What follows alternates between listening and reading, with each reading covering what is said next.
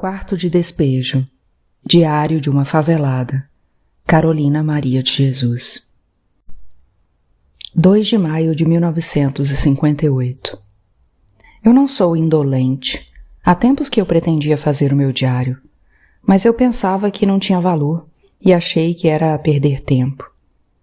Eu fiz uma reforma em mim.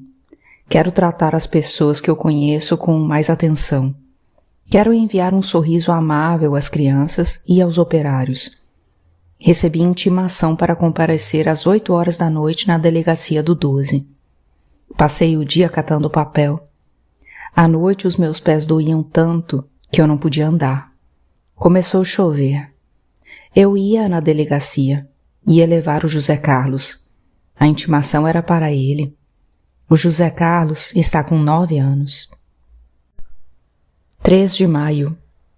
Fui na feira da rua Carlos de Campos, catar qualquer coisa. Ganhei bastante verdura, mas ficou sem efeito, porque eu não tenho gordura. Os meninos estão nervosos por não ter o que comer. 6 de maio. De manhã não fui buscar água, mandei o João carregar. Eu estava contente, recebi outra intimação. Eu estava inspirada e os versos eram bonitos e eu esqueci de ir na delegacia. Era 11 horas quando eu recordei do convite do ilustre tenente da 12ª Delegacia. O que eu aviso aos pretendentes à política é que o povo não tolera a fome. É preciso conhecer a fome para saber descrevê-la. Estão construindo um circo aqui na rua Araguaia. Circo Teatro Nilo. 9 de maio. Eu cato papel, mas não gosto. Então eu penso, faz de conta que eu estou sonhando. 10 de maio. Fui na delegacia e falei com o tenente. Que homem amável. Se eu soubesse que ele era tão amável, eu teria ido na delegacia na primeira intimação. O tenente interessou-se pela educação dos meus filhos. Disse-me que a favela é um ambiente propenso, que as pessoas têm mais possibilidades de delinquir do que tornar-se útil à pátria e ao país. Pensei, se ele sabe disso, por que não faz um relatório e envia para os políticos? O senhor Jânio Quadros, o Kubitschek e o Dr. Adhemar de Barros? Agora, falar para mim, que sou uma pobre lixeira, não posso resolver nem as minhas dificuldades. O Brasil precisa ser dirigido por uma pessoa que já passou fome. A fome também é professora. Quem passa fome aprende a pensar no próximo e nas crianças. 11 de maio, Dia das Mães. O céu está azul e branco. Parece que até a natureza quer homenagear as mães que atualmente se sentem infelizes por não poder realizar os desejos dos seus filhos. O sol vai galgando. Hoje não vai chover. Hoje é o nosso dia. A dona Terezinha veio visitar-me. Ela deu-me 15 cruzeiros. Disse-me que era para a Vera ir no circo.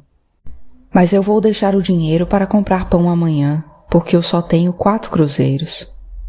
Ontem eu ganhei metade de uma cabeça de porco no frigorífico. Comemos a carne e guardei os ossos. E hoje pus os ossos para ferver. E com o caldo fiz as batatas. Os meus filhos estão sempre com fome. Quando eles passam muita fome, eles não são exigentes no paladar. Surgiu a noite. As estrelas estão ocultas. O barraco está cheio de pernilongos. Eu vou acender uma folha de jornal e passar pelas paredes. É assim que os favelados matam mosquitos. 13 de maio. Hoje amanheceu chovendo. É um dia simpático para mim. É o dia da abolição. Dia que comemoramos a libertação dos escravos. Nas prisões, os negros eram os bodes expiatórios. Mas os brancos agora são mais cultos e não nos trata com desprezo. Que Deus ilumine os brancos para que os pretos sejam felizes. Continua chovendo e eu tenho só feijão e sal. A chuva está forte. Mesmo assim, mandei os meninos para a escola. Estou escrevendo até passar a chuva, para eu ir lá no Sr. Manuel vender os ferros. Com o dinheiro dos ferros vou comprar arroz e linguiça. A chuva passou um pouco, vou sair. Eu tenho tanta dó dos meus filhos. Quando eles veem as coisas de comer, eles bradam. Viva a mamãe! A manifestação agrada-me, mas eu já perdi o hábito de sorrir. 10 minutos depois eles querem mais comida. Eu mandei o João pedir um pouquinho de gordura à dona Ida. Ela não tinha. Mandei-lhe um bilhete assim. Dona Ida, peço-te se pode me arranjar um pouco de gordura para eu fazer uma sopa para os meninos. Hoje choveu e eu não pude ir catar papel. Agradeço, Carolina. Choveu, esfriou. É o inverno que chega. E no inverno a gente come mais. A Vera começou a pedir comida e eu não tinha. Era a reprise do espetáculo. Eu estava com 2 cruzeiros. Pretendia comprar um pouco de farinha para fazer um virado. Fui pedir um pouco de banha à dona Alice. Ela deu-me a banha e arroz. Eram 9 horas da noite quando comemos. E assim, no dia 13 de maio de 1958, eu lutava contra a escravatura atual, a fome. 15 de maio. Tem noite que eles improvisam uma batucada e não deixam ninguém dormir. Os vizinhos de alvenaria já tentaram, com um abaixo-assinado, retirar os favelados, mas não conseguiram. Os vizinhos das casas de tijolos diz: os políticos protegem os favelados. Quem nos protege é o povo e os vicentinos. Os políticos só aparecem aqui nas épocas eleitorais. O senhor Cantídio Sampaio, quando era vereador em 1953, passava os domingos aqui na favela. Ele era tão agradável. Tomava nosso café, bebia nas nossas xícaras. Ele nos dirigia suas frases de veludo. Brincava com nossas crianças. Deixou boas impressões por aqui e quando candidatou-se a deputado venceu. Mas na Câmara dos Deputados não criou um projeto para beneficiar o favelado. Não nos visitou mais. Eu classifico São Paulo assim. O palácio é a sala de visita. A prefeitura é a sala de estar e a cidade é o jardim. E a favela é o quintal onde jogam os lixos. A noite está tépida. O céu está salpicado de estrelas. Eu, que sou exótica, gostaria de recortar um pedaço do céu para fazer um vestido. Começo a ouvir uns brados. Saio para a rua. É o Ramiro que quer dar no senhor Benedito. Mal entendido. Caiu uma ripa no fio da luz e apagou a luz da casa do Ramiro. Por isso o Ramiro queria bater no senhor Benedito, porque o Ramiro é forte e o senhor Benedito é fraco. O Ramiro ficou zangado porque eu fui a favor do senhor Benedito.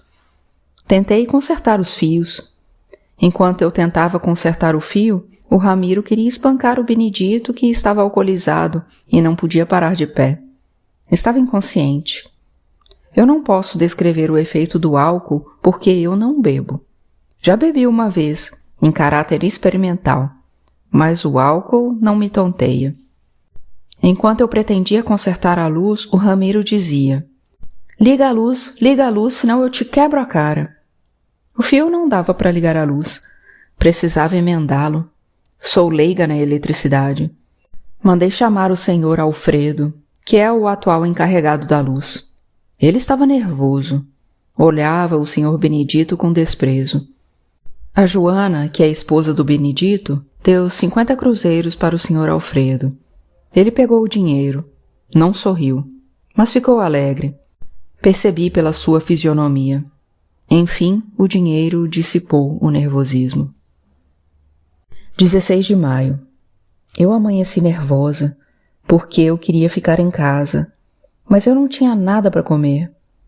Eu não ia comer porque o pão era pouco. Será que é só eu que levo essa vida? O que posso esperar do futuro?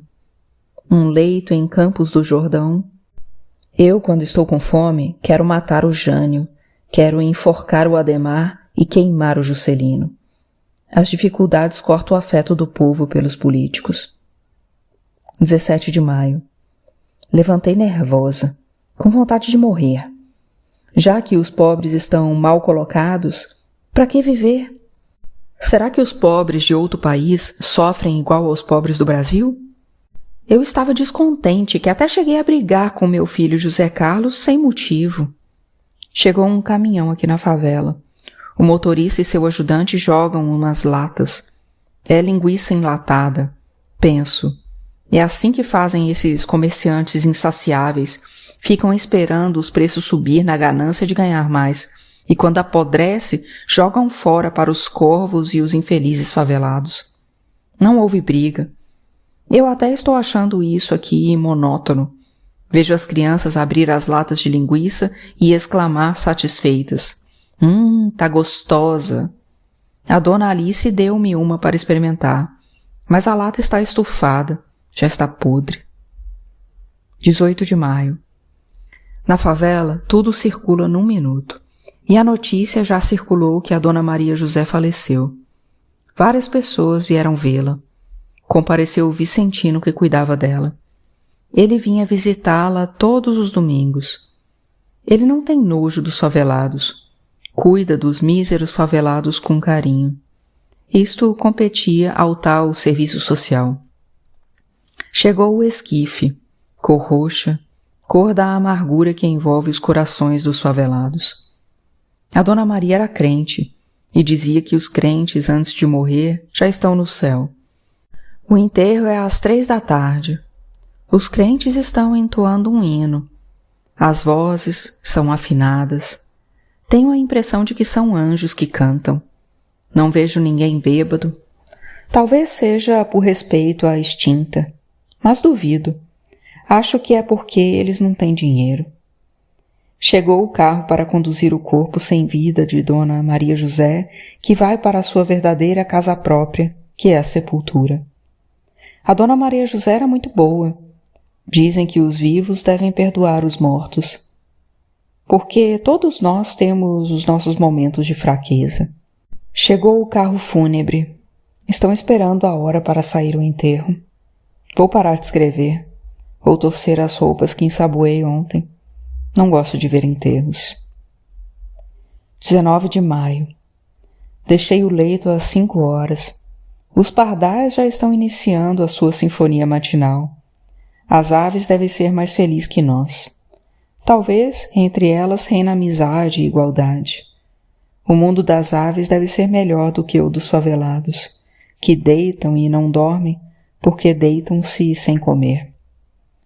O que o senhor Juscelino tem de aproveitável é a voz. Parece um sabiá, e a sua voz é agradável aos ouvidos. E agora, o sabiá está residindo na gaiola de ouro que é o catete. Cuidado, sabiá, para não perder essa gaiola, porque os gatos, quando estão com fome, contemplam as aves nas gaiolas, e os favelados são os gatos, têm fome. Deixei de meditar quando ouvi a voz do padeiro. Olha o pão doce, que está na hora do café. Mal sabe ele que na favela é a minoria que toma café. Os favelados comem quando arranjam o que comer. Todas as famílias que residem na favela têm filhos. Aqui residia uma espanhola, Dona Maria Puerta. Ela comprou um terreno e começou a economizar para fazer a casa. Quando terminou a construção da casa, os filhos estavam fracos do pulmão. E são 8 crianças. Havia pessoas que nos visitavam e diziam: credo, para viver num lugar assim, só os porcos. Isso aqui é o chiqueiro de São Paulo. Estou começando a perder o interesse pela existência. Começo a revoltar. E a minha revolta é justa. Lavei o assoalho porque estou esperando a visita de um futuro deputado e ele quer que eu faça uns discursos para ele. Ele disse que pretende conhecer a favela, que se for eleito, há de abolir as favelas. Contemplava extasiada o céu de cor anil, e eu fiquei compreendendo que eu adoro o meu Brasil. O meu olhar pousou nos arvoredos que existem no início da rua Pedro Vicente. As folhas moviam-se. Pensei, elas estão aplaudindo este meu gesto de amor à minha pátria. Toquei o carrinho e fui buscar mais papéis. A Vera ia sorrindo. E eu pensei no Casimiro de Abreu, que disse: "Ri, criança, a vida é bela." Só se a vida era boa naquele tempo, porque agora a época está apropriada para dizer: "Chora, criança, a vida é amarga." Eu ando tão preocupada que ainda não contemplei os jardins da cidade. É a época das flores brancas, a cor que predomina. É o mês de Maria e os altares devem estar adornados com flores brancas. Devemos agradecer Deus ou a natureza que nos deu as estrelas para adornar o céu e as flores para adornar os prados e as várzeas e os bosques. Quando eu seguia na Avenida Cruzeiro do Sul, ia uma senhora com um sapato azul e uma bolsa azul. A Vera disse-me: "Olha, mamãe, que mulher bonita! Ela vai no meu carro." É que a minha filha Vera Eunice diz que vai comprar um carro só para carregar pessoas bonitas. A mulher sorriu e a Vera prosseguiu: "A senhora é cheirosa." Percebi que a minha filha sabe bajular. A mulher abriu a bolsa e deu-lhe 20 cruzeiros. Aqui na favela, quase todos lutam com dificuldades para viver. Mas quem manifesta o que sofre é só eu. Eu faço isso em prol dos outros. Muitos catam sapatos no lixo para calçar. Mas os sapatos já estão fracos e aturam só 6 dias. Antigamente, isto é, de 1950 até 1956, os favelados cantavam, faziam batucadas. 1957 e 58, a vida foi ficando causticante. Já não sobra dinheiro para eles comprar pinga. As batucadas foram cortando-se até extinguir-se. Outro dia eu encontrei um soldado. Perguntou-me: "Você ainda mora na favela?" "Por quê?" "Porque vocês deixaram a Rádio Patrulha em paz. É o dinheiro que não sobra para a aguardente." Deitei o João e a Vera e fui procurar o José Carlos. Telefonei para a central. Nem sempre o telefone resolve as coisas. Tomei o bonde e fui. Eu não sentia frio. Parece que o meu sangue estava a 40 graus. Fui falar com a polícia feminina, que me deu a notícia do José Carlos, que estava lá na rua Asdrubal Nascimento. Que alívio! Só quem é mãe é que pode avaliar. Eu dirigi para a rua Asdrubal Nascimento. Eu não sei andar à noite. A fusão das luzes desviam-me do roteiro. Preciso ir perguntando. Eu gosto da noite só para contemplar as estrelas cintilantes, ler e escrever. Durante a noite há mais silêncio. Cheguei na rua Asdrubal Nascimento. O guarda mandou-me esperar. Eu contemplava as crianças. Umas choravam, outras estavam revoltadas com a interferência da lei que não lhes permite agir à sua vontade. O José Carlos estava chorando. Quando ouviu a minha voz, ficou alegre. Percebi o seu contentamento. Olhou-me, e foi o olhar mais terno que eu já recebi até hoje.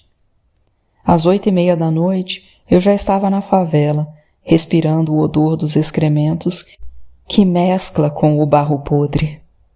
Quando estou na cidade, tenho a impressão que estou na sala de visita com seus lustres de cristais, seus tapetes de viludos, almofadas de cetim. E quando estou na favela, tenho a impressão de que sou um objeto fora de uso, digno de estar num quarto de despejo. 20 de maio. O dia vinha surgindo quando eu deixei o leito. A Vera despertou e cantou, e convidou-me para cantar. Cantamos. O João e o José Carlos tomaram parte. Amanheceu garoando. O sol está elevando-se, mas o seu calor não dissipa o frio. Eu fico pensando, tem época que é o sol que predomina, tem época que é a chuva, tem época que é o vento. Agora é a vez do frio. E entre eles não deve haver rivalidades, cada um por sua vez. Abri a janela e vi as mulheres que passam rápidas com seus agasalhos decorados e gastos pelo tempo. Daqui a alguns tempos, esse paletó que elas ganharam de outras e que há muito devia estar no museu, vão ser substituídos por outros. É os políticos que há de nos dar. Devo incluir-me, porque eu também sou favelada. Sou rebotalho. Estou no quarto de despejo, e o que está no quarto de despejo ou queima-se ou joga-se no lixo. As mulheres que eu vejo passar vão nas igrejas buscar pães para os filhos, que o Frei Luís lhes dá enquanto os esposos permanecem debaixo das cobertas, uns porque não encontram emprego, outros porque estão doentes, outros porque embriagam-se. Eu não preocupo-me com os homens delas. Se fazem bailes, eu não compareço porque não gosto de dançar. Só interfiro-me nas brigas onde prevejo um crime. Não sei a origem dessa antipatia por mim. Com os homens e as mulheres eu tenho um olhar duro e frio. O meu sorriso, as minhas palavras ternas e suaves, eu reservo para as crianças. Tenho um adolescente por nome Julião que às vezes espanca o pai. Quando bate no pai, é com tanto sadismo e prazer. Acha que é invencível. Bate como se estivesse batendo num tambor. O pai queria que ele estudasse para a advocacia. Quando Julião vai preso, o pai lhe acompanha com os olhos rasos d'água, como se estivesse acompanhando um santo no andor. O Julião é revoltado, mas sem motivo. Eles não precisam residir na favela. Tem casa no alto de Vila Maria. Às vezes mudam algumas famílias para a favela, com crianças. No início são educadas, amáveis. Dias depois usam o calão, são soezes e repugnantes. São diamantes que transformam em chumbo. Transformam-se em objetos que estavam na sala de visita e foram para o quarto de despejo. Para mim, o mundo, em vez de evoluir, está retornando à primitividade. Quem não conhece a fome há de dizer: quem escreve isto é louco. Mas quem passa fome há de dizer: muito bem, Carolina, os gêneros alimentícios devem ser ao alcance de todos. Como é horrível ver um filho comer e perguntar: tem mais? Essa palavra, tem mais, fica oscilando dentro do cérebro de uma mãe que olha a panela e não tem mais. Quando um político diz nos seus discursos que está ao lado do povo, que visa incluir-se na política para melhorar as nossas condições de vida, pedindo o nosso voto, prometendo congelar os preços, já está ciente que, abordando este grave problema, ele vence nas urnas. Depois, divorcia-se do povo. Olha o povo com os olhos semicerrados, com um orgulho que fere a nossa sensibilidade. Quando cheguei ao palácio, que é a cidade, e os meus filhos vieram dizer-me que havia encontrado macarrão no lixo. E a comida era pouca. Eu fiz um pouco do macarrão com feijão. E o meu filho João José disse-me: pois é, a senhora disse-me que não ia mais comer as coisas do lixo. Foi a primeira vez que vi a minha palavra falhar. Eu disse: é que eu tinha fé no Kubitschek. A senhora tinha fé e agora não tem mais? Não, meu filho. A democracia está perdendo seus adeptos. No nosso país, tudo está enfraquecendo. O dinheiro é fraco, a democracia fraca e os políticos fraquíssimos. E tudo que está fraco morre um dia. Os políticos sabem que eu sou poetisa e que o poeta enfrenta a morte quando vê o seu povo oprimido.